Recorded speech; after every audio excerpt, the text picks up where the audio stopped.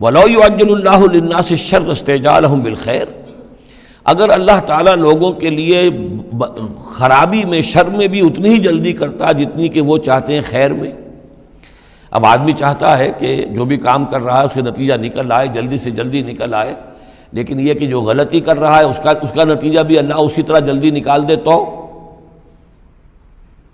اللہ تعالیٰ تو بڑا حلیم ہے، وہ تمہارے اچھے اعمال کا بدلہ بھی جو دے گا تو وقت آنے پر دے گا، اور جو تمہاری غلطیاں ہیں، گناہ ہیں، سختیاں جو تم کر رہے ہو، معصیت، اس کی سزا میں بھی وہ جلدی نہیں کرتا۔